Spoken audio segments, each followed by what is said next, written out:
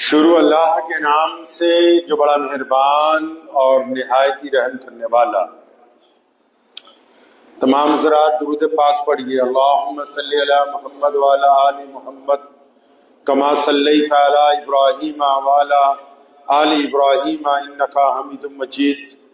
اللہم بارک علی محمد وعلی آل محمد کما بارکت علی ابراہیم وعلی آل ابراہیم انکا حمید مجید۔ خدایا یہ تیرے سادہ دل بندے کدھر جائیں،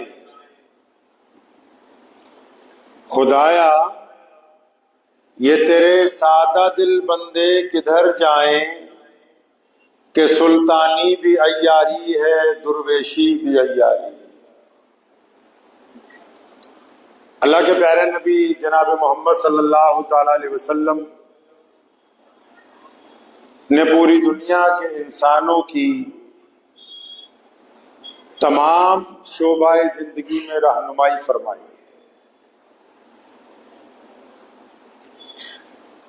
کیونکہ موجودہ دور میں دنیاوی لوگ جو ہیں اور دکھاوا کرنے والے جو دیندار لوگ ہیں، دونوں میں ایک چیز یکساں طور پر پائی جاتی ہے، جس کی ترجمانی علامہ اقبال رحمۃ اللہ علیہ نے بھی کی کہ خدایا یہ تیرے سادہ دل بندے کدھر جائیں، کہ یا اللہ جو آپ کے نیک بندے ہیں، سادہ بندے ہیں، جو زیادہ مسئلے مسائل نہیں جانتے، جو زیادہ گفتگو کرنا نہیں جانتے، جو زیادہ بحث اور مباحثہ نہیں کرنا چاہتے، جو باریکیوں میں نہیں پڑھنا چاہتے، وہ جائیں تو آخر جائیں کدھر؟ کیونکہ سلطانی بھی عیاری ہے، مطلب جو اہل سیاست ہیں، اقتدار میں ہیں، وہ بھی کھیل کھیل رہے ہیں، اور درویشی بھی عیاری ہے۔ اب جن کے ہاتھ میں تسبیح اور مصلی نظر آ رہا ہے، ان میں بھی اکثریت عیار لوگوں کی جو ہے وہ شامل ہو گئی ہے۔ ہمارے پیارے نبی جناب محمد صلی اللہ علیہ وسلم نے بڑی خوبصورت رہنمائی فرمائی انسانوں کے اس معاملے میں۔ جنگ خندق کا موقع ہے۔ جنگ خندق ایک جنگ ہوئی ہے مدینہ المنورہ میں۔ دشمن نے حملہ کرنا تھا تو صحابہ کرام رضی اللہ تعالی اجمعین نے یہ مشورہ دیا نبی علیہ الصلوۃ والسلام کو کہ شہر کے چاروں طرف ایک کھائی کھود لی جائے جو اتنی چوڑی اور گہری ہو کہ دشمن اس کو پار کر کے اندر نہ آ سکے۔ مشورہ کیونکہ اچھا تھا، مناسب تھا، مان لیا گیا، تو چنانچہ وہ خندق جو ہے وہ کھائی کھودنے کا کام شروع ہوا۔ یہ جو واقعہ نبی علیہ الصلوۃ والسلام کی عہد نبوت کا میں آپ کے سامنے رکھ رہا ہوں، آپ تمام حضرات اس کے پس منظر کو ساتھ میں یاد رکھیں گے، تب وہ بات سمجھ میں آئے گی جو نبی علیہ الصلوۃ والسلام کہہ رہے ہیں، چاہ رہے ہیں، بتانا چاہتے ہیں آپ کو۔ خندق جب کھودتی جا رہی ہے تو وہ اس لیے کھود رہے ہیں تاکہ دشمن سے مدینہ المنورہ کو بچایا جائے۔ کھدائی اس حالت میں ہو رہی ہے کہ گرمی ہے، شدت ہے، تیز دھوپ ہے، یوں سمجھ لیجئے جون جولائی کا مہینہ ہے، ویسے بھی علاقہ گرم ہے، ریگستان ہے۔ اور دوسری تکلیف یہ ہے کہ ان دنوں مدینہ المنورہ میں قحط پڑا ہوا، کھانے پینے کی چیزیں زیادہ نہیں ہیں، کم ہیں، کیونکہ فصل اچھی نہیں ہوئی۔ ایک کھجور 4 لوگوں کو دی جاتی ہے کہ بھی اس کو تقسیم کر کے کھاؤ جو لوگ کھدائی کر رہے ہیں۔ چنانچہ کھدائی کرتے کرتے ایک جگہ ایک حصہ زمین کا ایسا آیا، کیونکہ زمین ریتلی بھی ہے اور پتھر بھی بڑے مضبوط ہیں، تو وہ پتھر ٹوٹ نہیں رہے وہاں سے۔ تو حضرات صحابہ کرام رضی اللہ تعالی اجمعین نے جب پوری کوشش کی وہ پتھر نہیں ٹوٹے، تو نبی علیہ الصلوۃ والسلام کو اطلاع دی کہ وہ جو کھائی وہاں کھود رہے ہیں تو ایک سلیب بڑی سی آ گئی ہے، پتھروں کی تہ آ گئی ہے جو ٹوٹ نہیں رہی۔ تو پیارے پیغمبر محمد صلی اللہ علیہ وسلم خود موقع پر پہنچے۔ پھر ذہن میں رکھیے کہ مدینے کو بچانے کے لیے خندق کھود رہے ہیں، گرمی ہے، شدت ہے، پسینہ ہے، پیاس ہے، ساز و سامان کم ہے، حالت بڑی نازک حالت ہے اس وقت۔ اب نبی علیہ الصلوۃ والسلام موقع پر پہنچے، صحابہ کرام نے عرض کی، یا رسول اللہ صلی اللہ علیہ وسلم یہ سلیب جو ہے، یہ پتھر کا ٹکڑا جو زمین میں ہے بہت بڑا، یہ ٹوٹ نہیں رہا۔ تو پیارے نبی علیہ الصلوۃ والسلام نے وہ جو گھن تھا، ہتھوڑا، اپنے ہاتھ میں پکڑا اور اللہ کا نام لے کے اس پتھر کے اوپر جب پہلی ضرب ماری،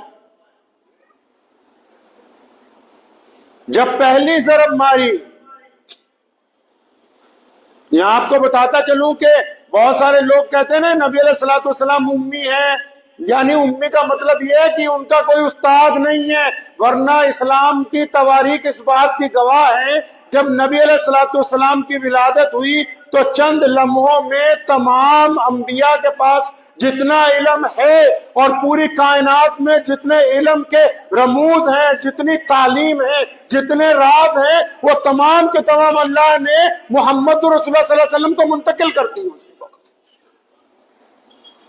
اور ایک جنتی آدمی جو ہوگا اس میں 70 دنیا کے مردوں کی طاقت ہوتی ہے، اور ایک نبی میں 70 جنتیوں کی طاقت ہوتی ہے، اور یہ تو محمد الرسول اللہ ہیں، تمام نبیوں کے سردار ہیں، تو ان کی طاقت کا اندازہ لگائیے آپ کیا ہوگی۔ اب نبی علیہ الصلوۃ والسلام نے پہلا ہتھوڑا مارا، وہ جو پتھر ٹوٹ نہیں رہا تھا سلیب پچھلے ایک ہفتے سے، ایک ہی ضرب میں اس میں آر پار درار پیدا ہو گئی۔ تو صحابہ کرام رضی اللہ تعالی اجمعین نے اللہ کا شکر ادا کیا۔ تو پیارے پیغمبر علیہ السلام نے یہ نہیں کہا، اب پھر پورا منظر یاد رکھیے، جنگ کے دن قریب ہیں، حالت خراب ہے، کھانے پینے کی چیزیں نہیں ہیں، یہ نہیں کہا کہ جلدی توڑ لو، یہ نہیں کہا کہ پھٹافٹ کرو، یہ نہیں کہا کہ اچھا تمہیں حوصلہ دیتا ہوں، نہیں، بلکہ محمد رسول اللہ صلی اللہ علیہ وسلم ایسی حالت میں جبکہ وقت نازک ہے اپنے صحابہ کو عرض کرتے ہیں کہ میرے صحابہ، میرے اللہ نے فارس کی چابیاں مجھے عطا فرما دی ہیں۔ فارس ایک ملک ہے قریب میں جس کو آج ایران کہتے ہیں، فرمایا میرے اللہ نے فارس کی چابیاں مجھے عطا فرما دی۔ دوسری ضرب محمد رسول اللہ صلی اللہ علیہ وسلم نے ماری، اس سلیب کی پتھر کے ٹکڑے ہو گئے، اور فرمایا میرے اللہ نے کیسر و کسرا کی چابیاں بھی مجھے عطا فرما دی۔ یعنی یہ جو گفتگو ہے محمد الرسول اللہ صلی اللہ علیہ وسلم کی، آپ یہ اندازہ لگائیے، کوئی دنیاوی اگر جرنیل ہو، کوئی دنیا کے بندے ہو، یہ کہیں گے پتھر ٹوٹ گیا ہے، جلدی کر لو، جلدی اس خدائی کو مکمل کرو، دشمن آنے والا ہے، ڈرائیں گے، بہکائیں گے۔ یہاں محمد الرسول اللہ نازک حالات میں بھی، جو وقت پریشانی کا ہے، اس حالت میں بھی اپنے صحابہ کو خوشخبری سنا رہے، ڈرا نہیں رہے۔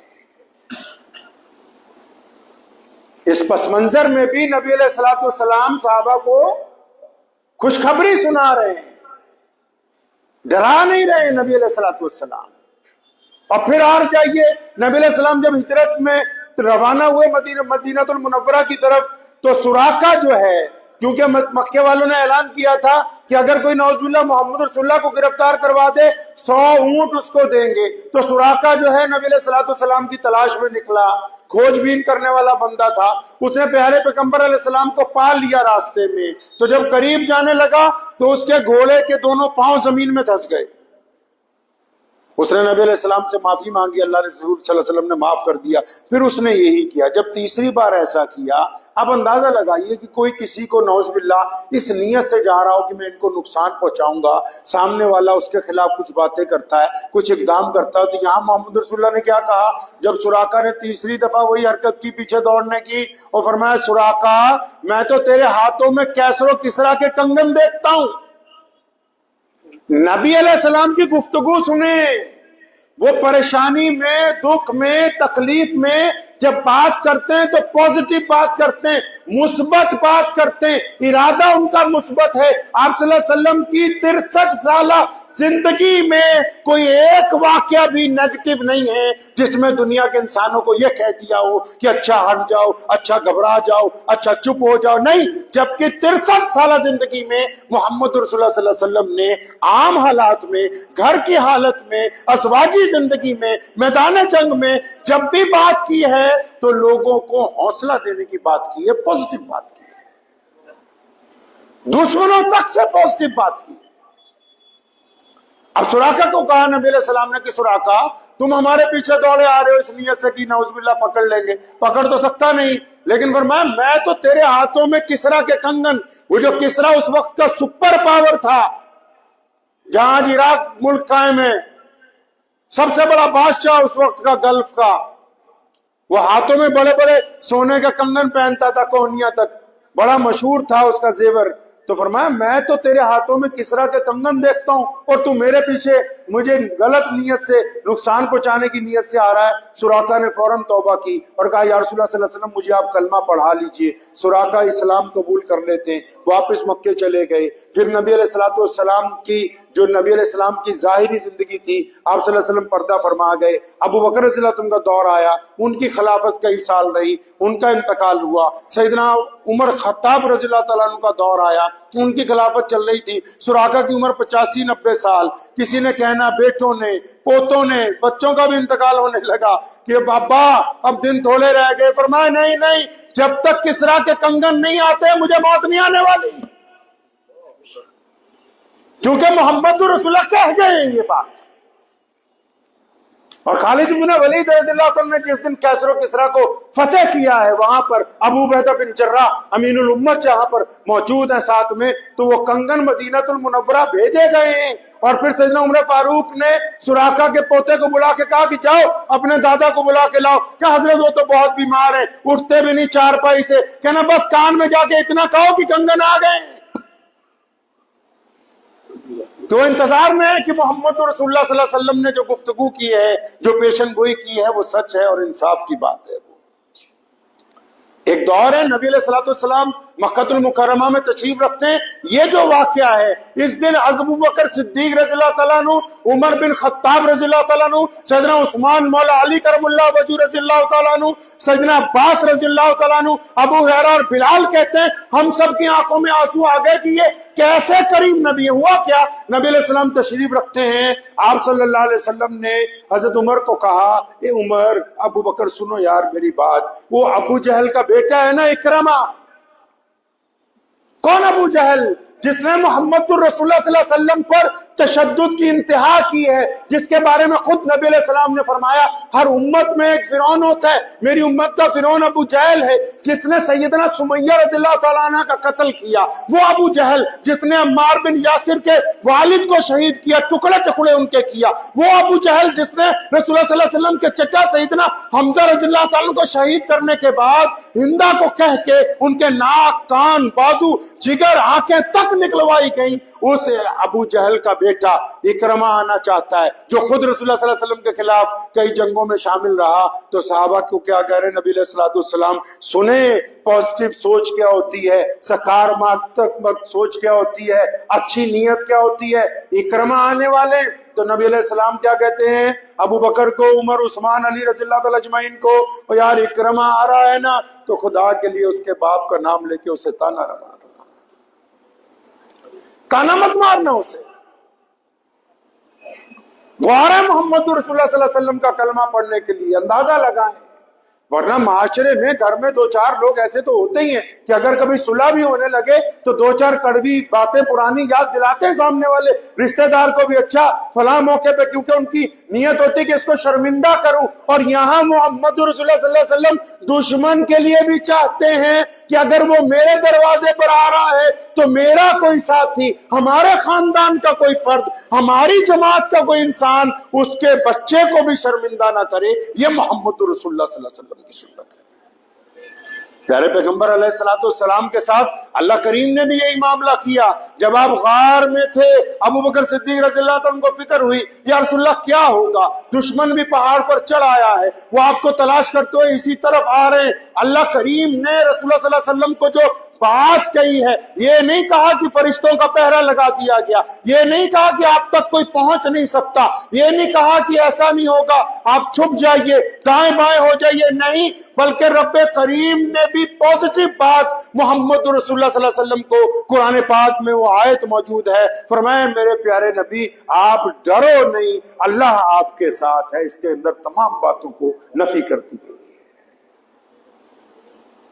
کوئی بندہ کسی دکھ میں ہو، تکلیف میں ہو، پریشانی میں ہو، آپ کو تو پتا نہیں ہے کہ اس کے کون سا انجیکشن لگے گا، آپ کو تو یہ پتا نہیں کہ کون سی دوائی کھانے سے وہ ٹھیک ہو جائے گا، آپ کو تو اندازہ نہیں کہ اس کے جسم میں درد کی شدت کیا ہے، لیکن اگر آپ اس کے ساتھ ہیں کسی کے اپنے کے اور بار بار آپ اس کو یہ کہتے کہ گھبراؤ نہیں تم ٹھیک ہو جاؤ گے، تو آپ یقین مانیں کیونکہ ایک ہمدرد ساتھ میں کھڑا ہوا ہے تو بنا دوائی کے بنا انجیکشن کے اس ہمدرد کی موجودگی جتنا کام کرے گی ڈاکٹر کی دوائی اتنا کام نہیں کر سکتی ہے۔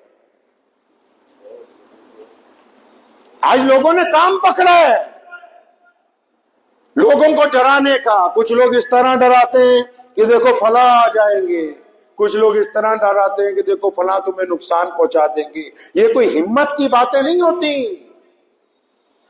بہت سارے لوگ کچھ لیڈروں کو سمجھتے ہیں بھی ہمارے ہمدرد ہیں فلاں قوم کے خلاف بول رہے ہیں، اور بہت سارے غیر بھی سوچتے ہیں ہمارے ہمدرد ہیں فلاں مذہب کے خلاف۔ نہیں، وہ انہوں نے مشہوری دیکھ لی کسی کولڈ ڈرنک کی، اس میں لکھا کہ ڈر کے آگے جیت ہے، تو یہ لیڈر بھی اور مذہبی رہنما بھی اپنی قوم کو ڈرانے ہی لگ پڑے، کہتا اگر یہ ڈرتے رہیں گے تو پھر ہماری دال روٹی چلتی رہے گی،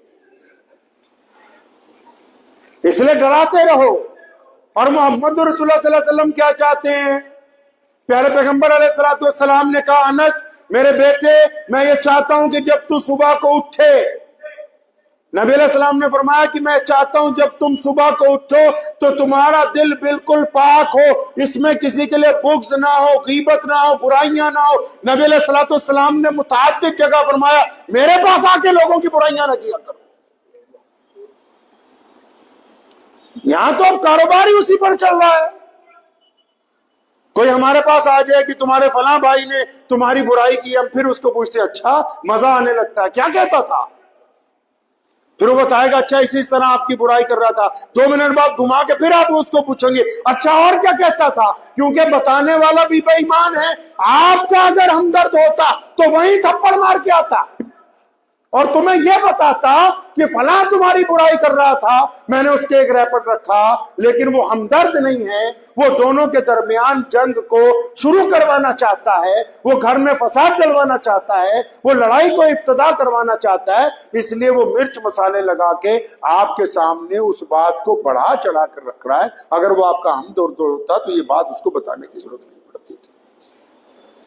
یہ سنت ہے، کپڑے اچھے پہننا اگر سنت ہے، سرما لگانا سنت ہے، دانت صاف رکھنا سنت ہے، مسواک کرنا سنت ہے، خوشبو لگانا سنت ہے، میٹھا کھانا سنت ہے، تو یہ محمد رسول اللہ کریم کی سنت ہے کہ آپ جب سوچیں گے پازیٹو سوچیں گے،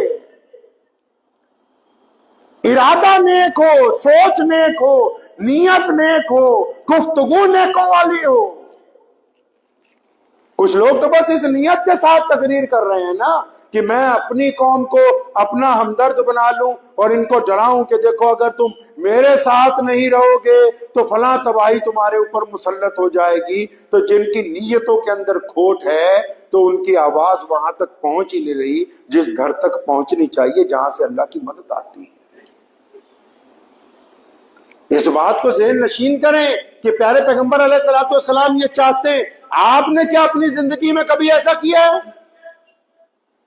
نبی علیہ السلام کی تمام سیرت پاک، زندگی کے تمام واقعات اس بات کی طرف بھرے پڑے ہوئے ہیں کہ نبی علیہ السلام یہ چاہتے ہیں کہ میری امت کے لوگ جب وہ کوئی ارادہ کریں، کچھ سوچیں، کچھ کہنا چاہیں، کسی کے متعلق کوئی رائے قائم کریں۔ ایک جگہ نبی علیہ السلام نے فرمایا کہ بدگمانی کفر ہے۔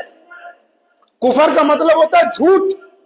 اب بدگمانی کیا ہے کہ آپ اپنے پاس سے سوال کرتے ہیں اپنے دل کو کہ فلاں میرا مخالف ہے، وہ مجھے مارنا چاہتا ہے، جبکہ اس کے دل میں وہ بات نہ ہو۔ اور بعض اوقات ایسا ہوتا ہے عملی زندگی میں ہم لوگ جن کے متعلق غلط رائے قائم کرتے ہیں اور چند مہینے چند دنوں کے بعد جب تصویر صاف ہوتی ہے تو ہم کو پیچھے ہٹنا پڑتا ہے، ہمیں اپنی رائے کو پھر تبدیل کرنا پڑتا ہے۔ ہم خود شرمندہ ہوتے ہیں کہ اچھا یار میں تو اس بندے کے متعلق بڑا غلط سوچ رہا تھا، یہ تو ویسا ہے نہیں جیسا میں نے سوچا۔ میرے دل میں جو خیال آیا، میرا بھائی تو، میری بہن، میرے عزیز و اقارب، میرے یار دوست، کیونکہ ہم نے اپنے پاس ایک رائے قائم کر لی، خود ایک کھول بنا لیا چاروں طرف سے۔ سامنے والے کے کپڑوں کو دیکھ کے، شکل کو دیکھ کے، لباس کو دیکھ کے آپ یہ فیصلہ کرنے لگے کہ کون کیسا ہوگا، تو اس کا مطلب آپ کوئی اچھے انسان نہیں ہیں۔ اللہ کریم نے محمد رسول اللہ صلی اللہ علیہ وسلم کے ذریعے تمام دنیا کے انسانوں کو یہ تربیت دی ہے، یہ سمجھایا ہے کہ اتنے ہلکے مت بنو، جو ذرا سی بات پر گالی دینے لگے، جو ذرا سی بات پر ناراض ہو جائیں، اس کا مطلب ان میں وزن نہیں ہے۔ وزندار بندہ وہ تھوڑی ہے۔ آپ نے دیکھا ہوگا کئی لوگ بڑے اونچے عہدوں پہ بیٹھے ہوتے ہیں، ذرا سی بات پر ناراض، ذرا سی بات پر تو میں، اس کا مطلب وہ اس عہدے تک تو پہنچے ہیں لیکن اپنے آپ کو اس کے قابل نہیں بنا سکے، کیونکہ جس درخت پر پھل لگ جاتے ہیں وہ پتھروں کے جواب میں بھی لوگوں کو پھل دیتا ہے، پتھر کے جواب میں پتھر کبھی نہیں مانتا۔ یہ پہچان ہوتی ہے اس بندے کی۔ کسی کے کپڑے، کسی کی برادری، کسی کا رنگ، کسی کی نسل، کسی کا مذہب یہ طے نہیں کر سکتا کہ وہ اچھا ہے یا برا ہے۔ محمد رسول اللہ صلی اللہ علیہ وسلم نے فرمایا ہمارے اعمال طے کرتے ہیں، آپ کے کارنامے طے کرتے ہیں کہ آپ کیسے ہیں۔ دنیا میں پچھلے 300 سال سے جاپان کی بنی ہوئی چیزیں نمبر 1 بک رہی۔ لوگ کہتے ہیں جاپانی گھڑی لے آؤ، جاپانی مشین لے آؤ، جاپانی گاڑی لے آؤ، بھی خراب ہی نہیں ہوگی صدیوں تک۔ وہ جاپانی جو ہیں وہ اس لیے نمبر 1 پر چلے گئے کیونکہ وہ ایمانداری کے ساتھ کام کر رہے ہیں، اپنی چیز میں کھوٹ کی ملاوٹ نہیں کر رہے۔ اس کا مطلب دنیا اعمال کے دار و مدار کے اوپر قائم ہے۔ اس بات کو ذہن نشین کریے۔ لوگ آپ کے کردار کو دیکھتے ہیں، آپ کی سوچ کو دیکھتے ہیں، کون کیسا سوچ رہا ہے اس سے کوئی لینا دینا نہیں۔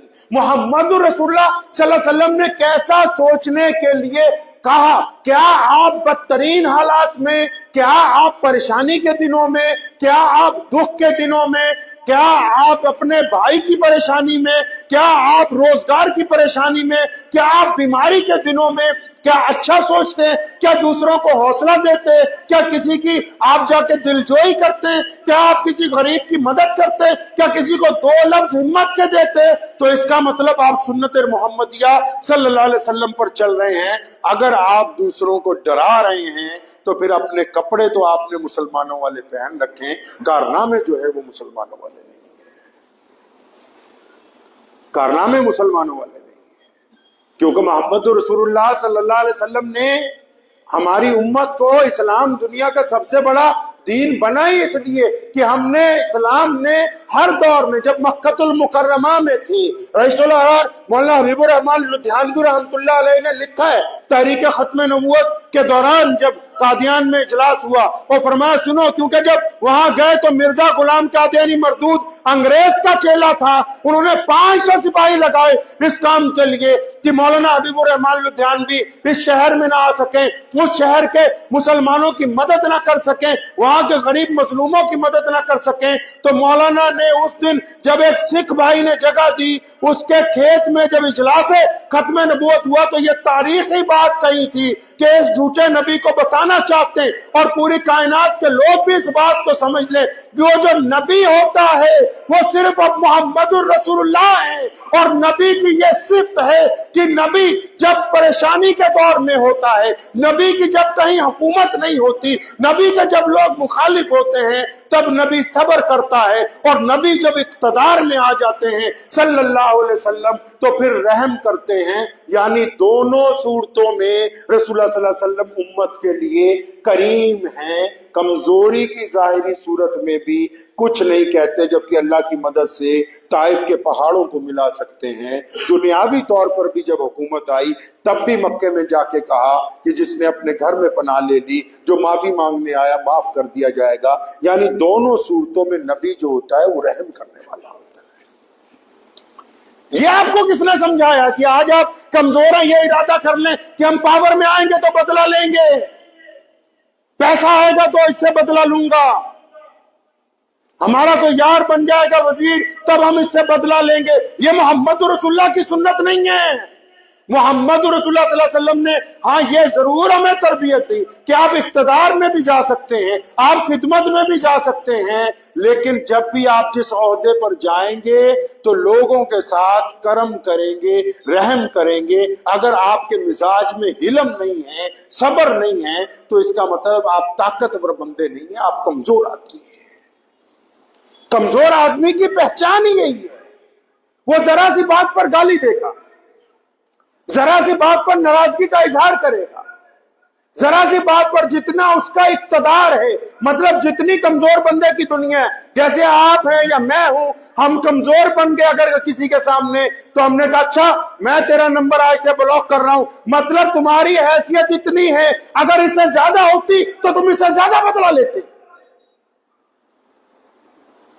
کہ میں آج سے فلاں چیز تو تمہارے گھر بھیجتا ہوں، آج سے بند کرتی جائے گی، آج سے تمہیں اپنی مسجد میں گھسنے نہیں دوں گا۔ مطلب جتنی تمہاری حکومت چل رہی ہے، آپ اتنی نعمت چھیننے کی اگر بات کر رہے ہیں تو اس کا مطلب اسی لیے گنجے کو ناخون نہیں دیے گئے کہ اگر اس کو ناخون دے دیتے تو یہ اپنا ہی سر کھوچلا لیتا۔ تو یہ اس بات کو ذہن نشین کر لیجئے کہ ذرا سی بات کے اوپر کسی کی نعمت جو آپ کی طرف سے جاری ہے اس کو چھیننے کی بات کرنا کمزوری کی علامت ہے۔ کیونکہ اگر آپ کے پاس زیادہ اقتدار ہوتا تو آپ پھر پتہ نہیں اس کو پھانسی لٹکانے کے حکم جاری کر دیتے۔ تو اس کا مطلب آپ نے اپنے محدود وسائل میں بھی فراخ دلی کی بات نہیں کی، ذاتی زندگی میں محدود وسائل میں بھی آپ نے فراخ دلی کی بات نہیں کی۔ اور یہاں محمد رسول اللہ صلی اللہ علیہ وسلم کیا چاہتے ہیں؟ یہ نبی علیہ السلام نے یہ بات مسلمانوں کو اس لیے سمجھائی کہ ان کے ذمہ ڈالا یہ بات کہ پوری کائنات کے لوگوں تک جو پیغام عظمت ہے، جو پیغام محبت ہے، پیغام جرت ہے، پیغام استقبال ہے، وہ آپ نے پہنچانا ہے دنیا تک۔ تو اس بات کو ذہن نشین کر لیجئے کہ جب بھی سوچیں تو اچھا سوچیں، ارادہ کریں تو نیکی کا ارادہ کریں، گفتگو کریں تو نیکی کی گفتگو کریں۔ اگر اللہ اقتدار دے، طاقت دے آپ کو تو معاف کرنے کو اپنے ذہن میں رکھیے، بدلہ لینے کو اپنے ذہن میں مت لے کے آئیے۔ آپ کے پاس کچھ ہے تو بانٹنے کی بات کیجئے، چھیننے کی بات مت کیجئے۔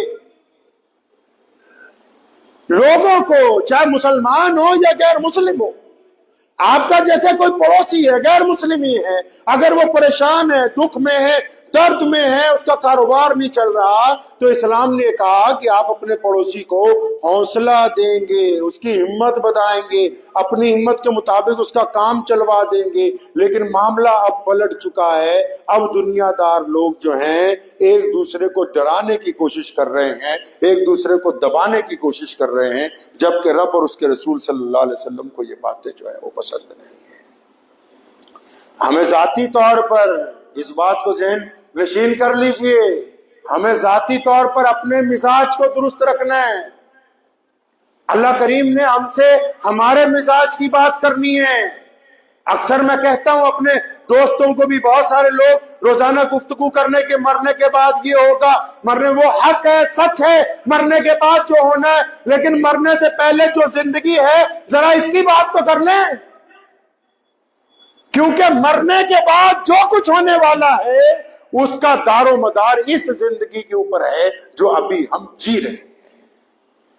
یہ حق ہے کہ مرنے کے بعد فیصلہ ہوگا سزا کا یا جزا کا، لیکن مرنے کے بعد جو کچھ ہونے والا ہے نا، اس کے فیصلے کا آدھار، اس کی بنیاد یہ والی زندگی بننی ہے کہ یہ بتاؤ کہ دنیا میں کیا کیا، ماں باپ کے ساتھ کیا کیا، بھائی بہنوں کے ساتھ کیا کیا، بیوی بچوں کے ساتھ کیا کیا، پڑوسیوں کے ساتھ کیا کیا، یار دوستوں کے ساتھ کیا کیا، غریبوں کے ساتھ کیا کیا، مسکینوں کے ساتھ کیا کیا، اقتدار میں تھے تو حکومت کیسے چلائی، اس کا دار و مدار تو یہ والی زندگی۔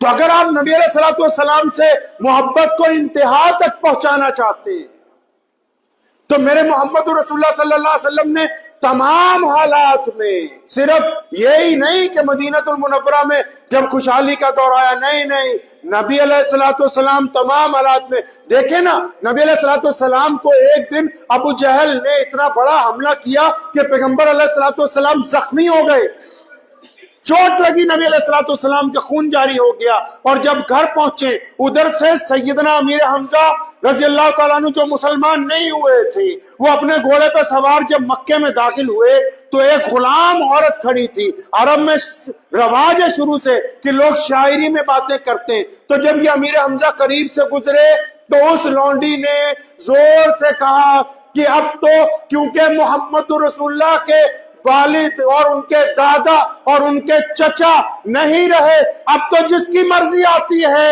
وہ آمنہ کے در یتیم پر ہاتھ اٹھانے کی جرت کرتا ہے۔ یہ فوراً رک گئے، فرمایا تو کیسی باتیں کرتی ہے میرے بھتیجے کے متعلق، بتا کیا ہوا؟ تو اس نے روتے ہوئے کہا کہ آج تو محمد رسول اللہ صلی اللہ علیہ وسلم کو ابو جہل نے زخمی کر دیا۔ فرمایا اچھا مسلمان نہیں ہوئے؟ ذہن میں رکھیے پھر اس بات کو کہ حضرت امیر حمزہ سیدھا ابو جہل کے گھر، اس کا دروازہ لات مار کے کھولا، اپنی کمان سے اس کے سر پر اتنی زور سے ضرب لگائی کہ سر پھٹ گیا۔ فرمایا سن لے خبردار، آج کے بعد اگر میرے بھتیجے کی طرف آنکھ اٹھا کر دیکھا تو۔ اب وہی کمان ہاتھ میں پکڑی ہوئی ہے، سیدھا پیارے نبی علیہ الصلوۃ والسلام کے گھر۔ اب یہاں سنیں ہمارے نبی علیہ السلام نے کیا فرمایا، سنیں محمد رسول اللہ صلی اللہ علیہ وسلم کیا گفتگو کر رہے ہیں۔ یہاں تو کوئی بدلہ لے کے آئے گا، وہ بہت اچھا کیا، بہت میرے سے برا معاملہ کر رہا تھا، آپ نے اچھا کیا میرے چچا، آپ نے اچھا کیا بھائی۔ اور یہاں محمد رسول اللہ صلی اللہ علیہ وسلم نے کیا کہا؟ سیدنا امیر حمزہ پہنچے اور نبی علیہ الصلوۃ والسلام کو جب دیکھا زخمی ہیں، آپ صلی اللہ علیہ وسلم کے کندھے پہ ہاتھ رکھا۔ نبی علیہ الصلوۃ والسلام چچا کی جب محبت دیکھی، اپنے چچا کے کندھے پہ سر رکھا۔ آپ صلی اللہ علیہ وسلم کی آنکھیں اشکبار ہیں، والد کے بھائی ہیں۔ محمد رسول اللہ صلی اللہ علیہ وسلم کو اپنے اس چچا سے اتنا پیار تھا کہ حضرت وحشی رضی اللہ تعالیٰ عنہ جب مسلمان بھی ہو گئے تھے نا تو بڑی محبت سے فرمایا وحشی ذرا میرے سامنے کم آیا کرو، جب میں تمہیں دیکھتا ہوں تو مجھے اپنا شہید چچا یاد آ جاتا ہے۔ تو نبی علیہ الصلوۃ والسلام کو امیر حمزہ رضی اللہ عنہ نے کہا کہ بھتیجے غم نہ کریں، میں ابو جہل سے بدلہ لے کے آیا ہوں۔ نبی علیہ الصلوۃ والسلام کی آنکھیں اشکبار ہیں، وہ فرمایا چچا میں تو اس بات پر راضی نہیں ہوا ابھی آپ سے، میں ابھی راضی نہیں ہوا، جبکہ وہ ان کے سب سے بڑے دشمن سے بدلہ لے کے گئے ہیں۔ چچا میں ابھی راضی نہیں ہوا کیونکہ محمد رسول اللہ بدلے لینے نہیں آئے۔ فرمایا بھتیجے تو راضی کیسے ہوتا ہے؟ فرمایا جب تک آپ کلمہ لا الہ الا اللہ محمد رسول اللہ صلی اللہ علیہ وسلم نہیں پڑھ لیں گے تب تک میرے دل کو ٹھنڈک پہنچنے والی ہے نہیں ہے۔ ہم ذرا اطمینان سے ذاتی زندگی میں اپنی ایک بات ذہن نشین کر لیجئے، بار بار گزارش یہی ہے، یہ جو وتیرہ ہم نے پکڑا ہے نا کہ ہم تانے کے ذریعے،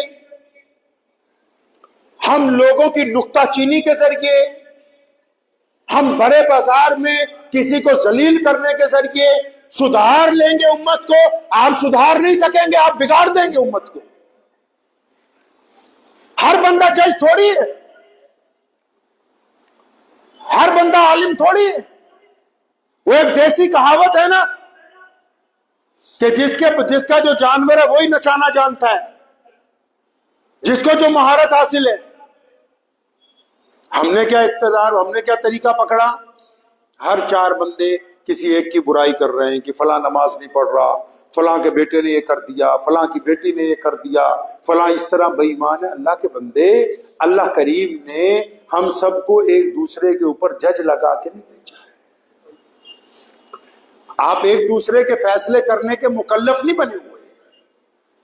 دین میں بھی، شریعت میں بھی اس کام کے لیے محمد رسول اللہ صلی اللہ علیہ وسلم نے جمعے کو قائم کیا، امام کی ذمہ داری لگائی، پھر سارا ہفتہ دیکھتا رہنا کہ یہ کیا کر رہے ہیں، ٹھگی مار رہے ہیں، چوری کر رہے ہیں، سود پہ پیسے لے رہے ہیں، زناکاری کر رہے ہیں، شراب، سارا ہفتہ ان کو سکیننگ کرتے رہنا، پھر جمعے والے دن بنا نام لیے بات کرنا تاکہ یہ سدھر جائیں۔ یہ نہیں کہا کہ نام لے لے کے ایک ایک کو اٹھانا مجمع میں تاکہ ان کی بے عزتی ہو رہی ہے اور بگڑ جائیں۔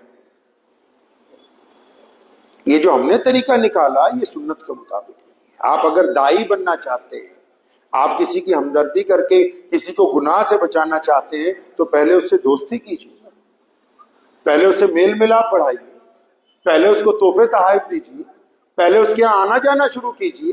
جب وہ آپ پر اعتماد کرنے لگے، جب آپ کے ساتھ بیٹھنے لگے، جب آپ کو اپنا بھائی سمجھنے لگے، دوست سمجھنے لگے، پھر کسی دن کہنا کہ اگر تجھے میری دوستی پیاری ہے تو پھر آج سے شراب پینی چھوڑتا ہے کہ نہیں چھوڑتا ہے؟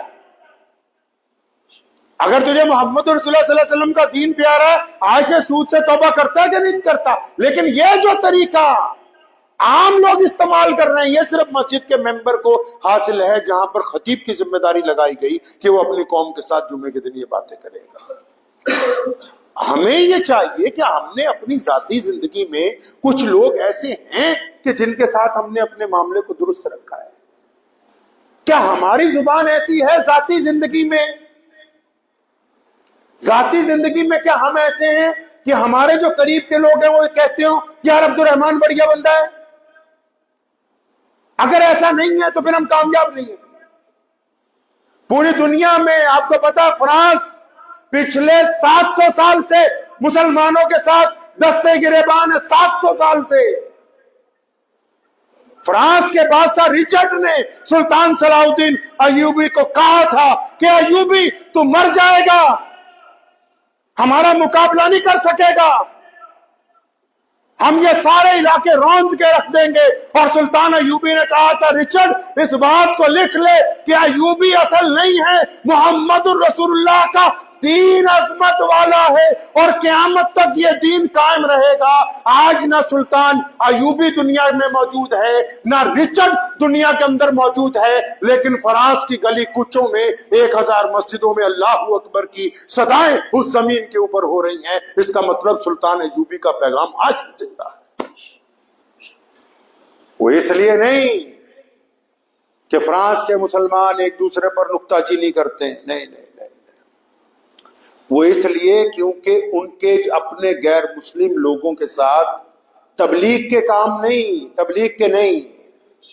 سیدنا امام ربانی مجدد الفسانی رحمۃ اللہ علیہ کو ان کے شاگرد نے کہا کہ حضرت کچھ نصیحت کرے، میں جا رہا ہوں تبلیغ میں۔ فرمایا بس زبان کا استعمال نہ کرنا پڑے، مطلب جن کے ساتھ رہو گے، جس محلے میں رہو گے، جن غیر مسلموں سے سامان خریدو گے یا جن کو سامان بیچو گے یا جن کے ساتھ سلام دعا کرو گے، تو وہاں کچھ ایسا نہ کرنا کہ وہ یہ کہیں کہ مسلمان برے ہوتے ہیں۔ اسی کا نام دین ہے۔ محمد رسول اللہ نے کیا اعلیٰ کردار قائم کیا کائنات کے اندر، تو ہم کیا کر رہے ہیں؟ مجدد الفسانی رحمۃ اللہ علیہ فرماتے ہیں نا کہ بیٹا 2 کام کرنے کی کوشش نہ کرنا۔ شاگردوں نے پوچھا حضرت کون سے؟ فرمایا ایک اللہ بننے کی کوشش نہیں کرنی، ایک رسول اللہ بننے کی کوشش نہیں کرنی۔ شاگرد گھبرا گئے کہ نعوذ باللہ حضرت کیسی باتیں آپ کرتے ہیں کہ نعوذ باللہ کوئی اللہ بھی نہیں بن سکتا، کوئی رسول اللہ صلی اللہ علیہ وسلم بھی نہیں بن سکتا۔ فرمایا میرا کہنے کا مطلب یہ ہے اس کا کہ جو چاہو وہی ہو جائے، یہ صرف اللہ کی ہے، اس لیے کبھی کسی بات کے اوپر اڑنا نہیں کہ جیسے میں کہتا ہوں ویسے ہونا چاہیے، اور جو کہہ دیا وہ سچ ہے۔ ہم کہہ رہے ہیں کچھ غلط نکل گیا تو اس کا مطلب اس کو واپس لیں، معافی مانگیں، اور جو کہہ دیا وہ سچ ہے، وہ تبدیل نہیں ہو سکتا۔ یہ صرف اگر کسی کی ہے تو صرف محمد رسول اللہ صلی اللہ علیہ وسلم کی، یہ انہی کی صفت ہے کہ جو انہوں نے کہہ دیا وہ قانون بن گیا، جو انہوں نے کہہ دیا وہ ہمارے لیے قرآن ہے، جو انہوں نے کہا وہ ہمارے لیے حدیث ہے، جو انہوں نے کہا وہ ہمارے لیے روایتیں ہیں، جو انہوں نے کہا وہ ہمارے لیے ایمان کا درجہ رکھتے ہیں۔ جو وہ کہہ دے چکے ہیں وہ تبدیل نہیں ہو سکتا ہے۔ تو ذہن کو بھی اور دل کو بھی کریں گے انشاءاللہ۔ حالات اتنے خراب نہیں ہیں جتنے ہم نے باتوں میں، وہ کہتے ہیں نا وہ دودھ چ پانی پائی جو لسی چ تے انہوں بدھائی جو جنہ مرضی، تصویر ویسی نہیں ہوتی جیسی نظر آتی ہے، لیکن بہت سارے لوگ اپنے اپنے مفاد کے لیے دوسروں کا بیوقوف بناتے ہیں، اپنے اپنے مفاد کے لیے امت کو سمجھتے ہیں کہ وہ ہماری زرخیز غلام ہے۔ اس بات کو ذہن نشین رکھیں کہ جو سیدھا راستہ ہے وہ اللہ اور اس کے رسول محمد رسول اللہ صلی اللہ علیہ وسلم کا ہے، اور عام مسلمانوں کو یہ چاہیے کہ نبی علیہ الصلوۃ والسلام کی سنتوں کو اپنے اوپر لائیں، اپنے اوپر لائیں انشاءاللہ۔ جب آپ اپنے اوپر لائیں گے نا، ایک اچھے تقریر کرنے والے سے زیادہ، ایک اچھے مبلغ سے زیادہ، ایک اچھے دائی سے زیادہ آپ معاشرے میں کام کریں گے، کیونکہ جس گراس روٹ پر، جس زمینی سطح پر آپ اپنے ہم وطنوں کے ساتھ کام کرتے ہیں، وہاں بڑے بڑے مولوی، بڑے بڑے اسکالر نہیں جاتے. آپ وہاں پر اسلام کی جو خوبصورت تصویر بنا دیں گے، وہ کوئی بہت بڑی کرسی پہ بیٹھا ہوا مسلمان نہیں بنا سکتا ہے. تو دعا کیجئے اللہ کریم مجھے بھی اور آپ سب کو ان باتوں پہ عمل کرنے کی توفیق عطا فرمائے. وآخر دعوانا